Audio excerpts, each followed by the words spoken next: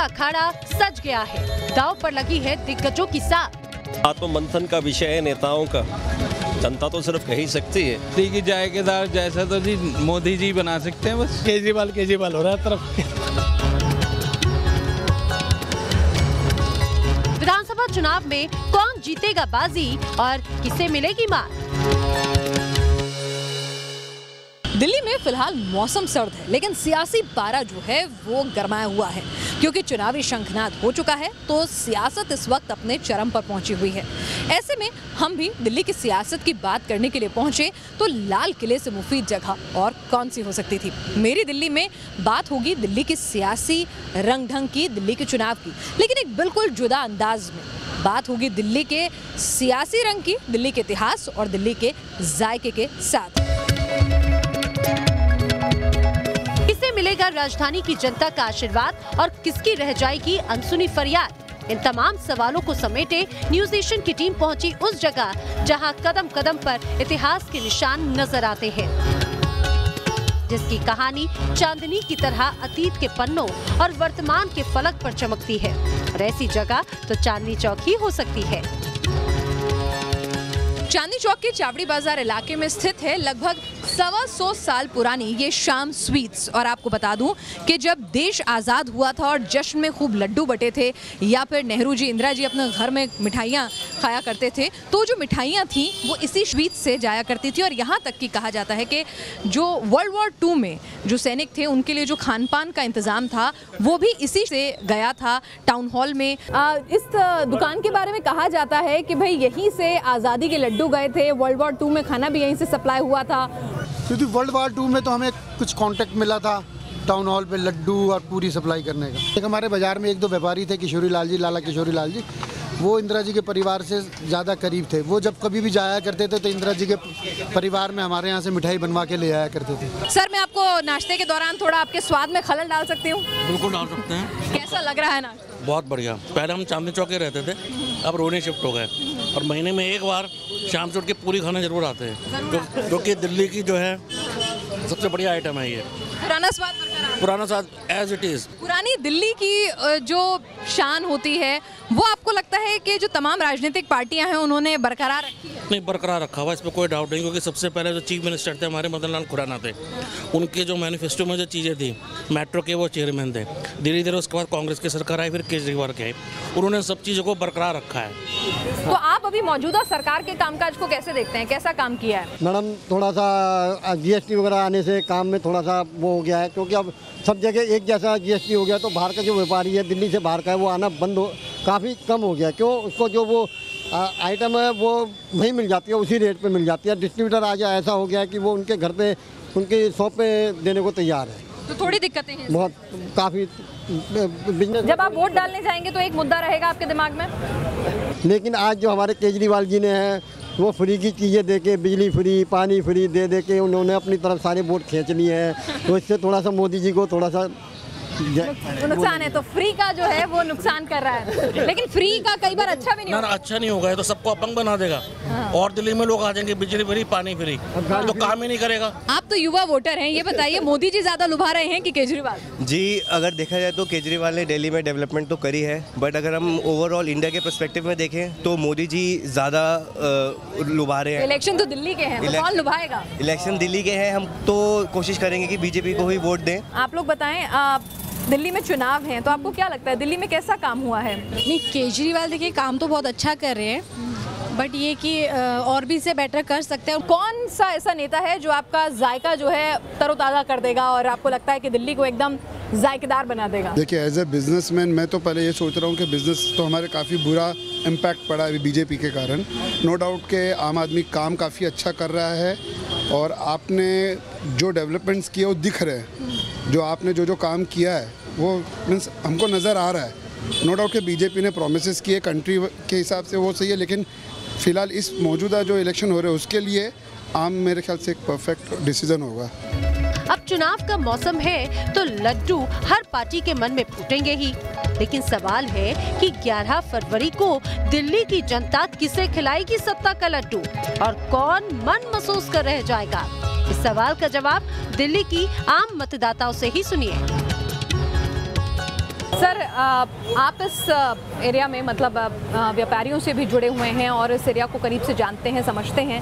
अगर मैं आपसे समझना चाहूँ पिछले 5 साल में ओवरऑल एरिया में, हम एक विधानसभा क्षेत्र में नहीं बांटते हैं, तो आपको डेवलपमेंट दिखती है? देखिए, मूल रूप से आपको जानकारी दे दूं, जिस क्षेत्र में आप खड़े हैं एक जंक्शन है जहाँ पर 3 विधानसभाएं इकट्ठी लगती हैं। यहाँ पर सड़कों की स्थिति आपके सामने ही है, पेमेंट्स की स्थिति आपके सामने ही है, तो जग जाहिर है किसी को क्या क्रिटिसाइज़ करना है, किसी की क्या आलोचना करनी, ये तो लाभ देता नहीं है। ये तो अपना आत्ममंथन का विषय है नेताओं का। जनता तो सिर्फ कह ही सकती है कि ठीक है जी, कुछ होना चाहिए, ठीक होना चाहिए।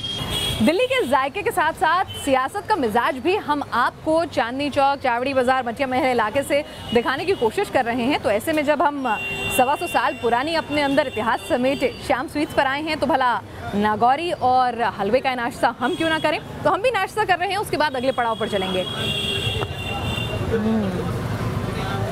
वाकई में बात तो है।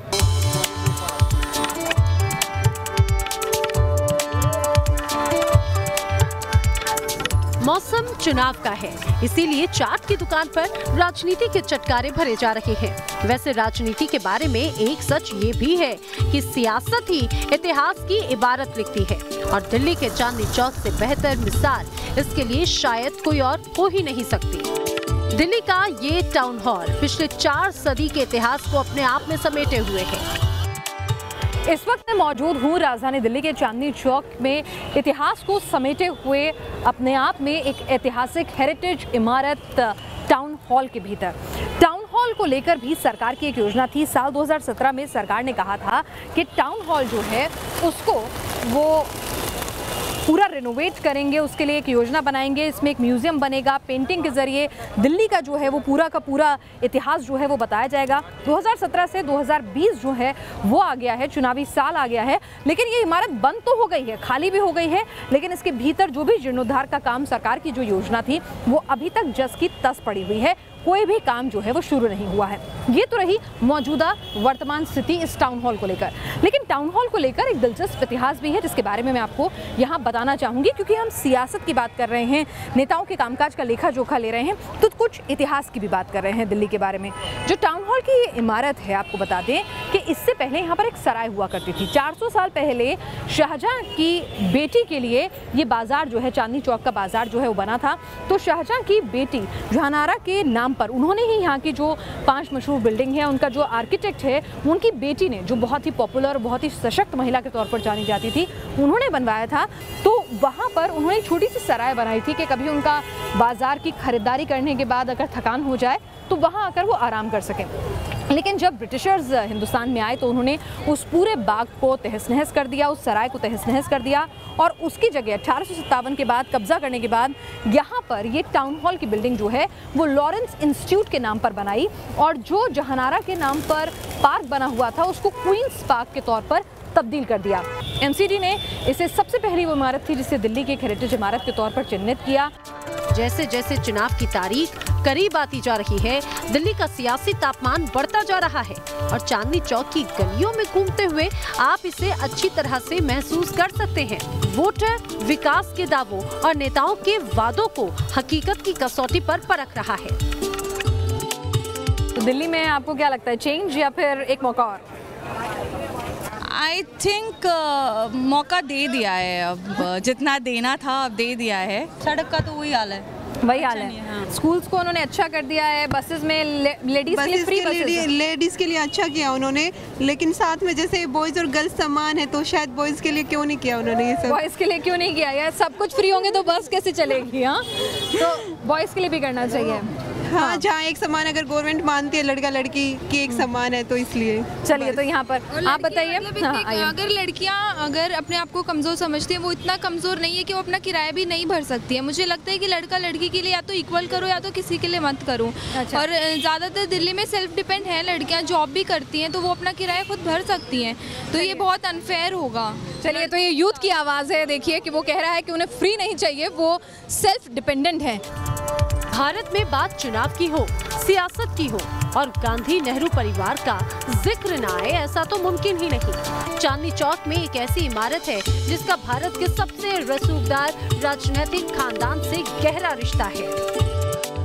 अगर मैं आपसे कहूं कि चांदनी चौक का रिश्ता जो है वो गांधी परिवार से भी बेहद करीब है तो एक बार ये आप चौंकेंगे, लेकिन जनाब ये जानकारी बिल्कुल दुरुस्त है। इस वक्त जहां मैं खड़ी हूं वो इंदिरा गांधी का ननिहाल हुआ करता था। जी हाँ, इंदिरा गांधी की मां जो हैं धमानी मार्केट में चांदनी चौक के सीताराम बाजार की जो मशहूर हवेलियां होती थी, इसी जगह पर वो रहा करती थी। हालांकि अब ये जगह रेनोवेट हो चुकी है, इसमें काफ़ी फ़र्क जो है वो आ चुका है, तब्दीलियाँ आ चुकी हैं, नई इमारत जो है वो बन चुकी है, मार्केट में तब्दील हो गया है। लेकिन कहा जाता है कि 1850 से 1900 के दौर में जब कश्मीरी पंडित बड़ी तादाद में जो है पुरानी दिल्ली में आकर बसे तो कमला कौल का परिवार भी जो है यहीं पर बसा, उनके माता पिता भी यहाँ आकर बसे और यहीं पर कमला कौल जो है वो पैदा हुई। और उसके बाद 8 फरवरी को उनकी शादी जो है वो हुई पंडित जवाहरलाल नेहरू से। और क्या यहाँ के लोग जो हैं इस जगह को लेकर कहते हैं, ज़रा यहाँ के बुजुर्गवार हैं हमारे साथ, उनसे जानना चाहूँगी। इंदिरा गांधी पैदा तो हुई थी कमला नेहरू यहाँ पीछे, और यहाँ जो नेहरू जी हैं वो आके यहाँ रुका करते थे ऊपर। अच्छा, इसी जगह पर? इसी जगह पर ऊपर रुका करते थे। अच्छा। तो और इंदिरा गांधी भी यहाँ अपनी डेथ से कुछ अर्सा पहले यहाँ होके गई थी। 84 में अचानक आई थी, डेट तो मुझे याद नहीं है, लेकिन अचानक आई थी। यहाँ से अपना कोई मीटिंग अरेंज की, मीटिंग में तो थी नहीं, लेकिन यहाँ सीधा आ गई थी। जिस हवेली में कभी पंडित जवाहरलाल नेहरू की बारात आई थी, जो इलाका कभी इंदिरा गांधी के ननिहाल के तौर पर मशहूर था, वो आज अपनी बदहाली के आंसू बहा रहा है। इस ऐतिहासिक धरोहर की संरक्षण की फिक्र ना तो सरकार को है, ना यहाँ के लोगों को। और आइए हम आपको दिखाते हैं उस हवेली की क्या हालत है जहां पर कहा जाता है कि नेहरू जी की बारात आई थी। सीताराम बाजार में ये हक्सर की हवेली के तौर पर ये जो इलाका है आप देख रहे हैं जो कचरे में तब्दील हो गया है, खंडर है, पूरी हवेली टूट चुकी है, पुरानी इमारत के कुछ अंश आपको दिखेंगे और उसके नीचे लोगों ने यहाँ पर अपनी दुकानें खोल ली हैं। लेकिन कहा जाता है कि कमला कौल जो थी शादी से पहले, नेहरू जी की पत्नी और इंदिरा जी की मां, उनके परिवार ने 1960 में इसको बेच दिया था। उस शख्स ने वादा किया था कि वो एक धरोहर के तौर पर वो नेहरू जी की बारात आई है यहाँ पर और नेहरू जी जो हैं उनकी शादी हुई है, तो इस तरह से वो इस धरोहर को संजो के रखेंगे। लेकिन बाद में धीरे धीरे तमाम लापरवाहियाँ हुई और तमाम वजहों से कभी भी इस जगह को एक हेरिटेज प्रॉपर्टी के तौर पर ना तो डेवलप किया गया और ना ही सहेज के रखा गया। अब ये खंडर हो चुकी इमारत जो है वो कब्जा की जा चुकी है और साथ ही इसमें अब एक कूड़ेदान जो है वो आपको नजर आता है। एक वक्त था जब नेहरू और इंदिरा से जुड़े चांदनी चौक में कांग्रेस का दबदबा था, लेकिन इस चुनाव में अब किस पार्टी का रंग जमता हुआ नजर आ रहा है, हमने ये भी जानने की कोशिश की। ये बताइए कि अब कांग्रेस की यहाँ स्थिति मजबूत लग रही है, बीजेपी की या फिर आम आदमी पार्टी की? फिलहाल तो कांग्रेस और आम आदमी पार्टी। कांग्रेस आम आदमी पार्टी। कांग्रेस की स्थिति मजबूत, आम आदमी पार्टी और कांग्रेस जो है, अगर चांदनी चौक विधानसभा क्षेत्र की बात करेंगे तो यहाँ पर कांग्रेस का ही दबदबा रहा है। बीजेपी जो है सिर्फ एक बार जो है वो यहाँ से सीट जो है इस विधानसभा क्षेत्र में निकालने में कामयाब रही है। इससे पहले आखिरी बार अलका लांबा जो हैं वो यहाँ पर जीती थी, लेकिन संसदीय क्षेत्र की जैसे ही हम बात करते हैं तो नतीजे एकदम पलट जाते हैं। बीजेपी की लगातार यहाँ से जीत होती रही है, तो इस बार की लड़ाई दिलचस्प रहेगी। चांदनी चौक इलाका भारत के सबसे बड़े और सबसे व्यस्त बाजारों में से एक माना जाता है। यहाँ की हर गली का अपना इतिहास है। चांदनी चौक का बाजार कहा जाता है कि बादशाह की बेटी की खरीदारी के लिए बनाया गया, लेकिन उसके बाद में जैसे जैसे वक्त बीतता गया तो मुगलों के जो तमाम शाही महल में रहने वाले लोग थे, कर्मचारी थे, उनकी खरीदारी के लिए भी चांदनी चौक का बाजार जो है वो डेवलप होने लगा। कहा जाता है कि उस वक्त देश के अलग अलग हिस्सों से, आसपास के दूसरे मुल्कों से कारीगर जो है खास सामान जो है बादशाह और उनके परिवार के लिए लेकर आया करते थे। चांदनी चौक में बाजार लगता था और उसके बाद बादशाह खरीदारी किया करते थे। थे, लेकिन उन कारीगरों का जो बचा कुचा सामान था वो स्थानीय कारोबारी खरीद लिया करते थे और उससे पूरे साल अपनी दुकानें लगाते थे। और इस तरह से चांदनी चौक में धीरे धीरे जो है वो एक बड़ा मार्केट जो है वो उसी वक्त से फलने फूलने लगा।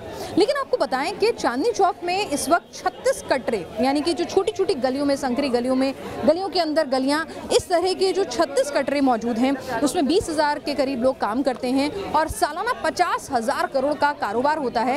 ये किस तरह से जो है वो शुरू हुआ, उसकी कहानी भी मैं आपको बता देती हूँ कि दरअसल क्या हुआ कि चांदनी चौक के अंदर जो है जब धीरे धीरे आज़ादी के पास जो है यहाँ पर पंजाब से विभाजन के बाद जो है लोग बाग जो हैं वो आने लगे, यहाँ पर व्यापार शुरू हो चुका था, उनके मकान यहाँ अलॉट हुए, धीरे धीरे उन्होंने भी अपने मकान जो है वो कारीगरों को बेच दिए, कारोबारियों को, और ख़ुद भी वो कारोबार करने लगे। तो धीरे धीरे ये रिहायशी इलाका जो है वो रिहायशी कम और बाज़ार ज़्यादा बनकर रह गया। तो कटरों में, गलियों में, मेन गलियों में, हर जगह यहाँ पर अलग अलग खास किस्म का व्यापार जो है होने लगा और इस तरह से कटरों का कारोबार चांदनी चौक में फलने फूलने लगा।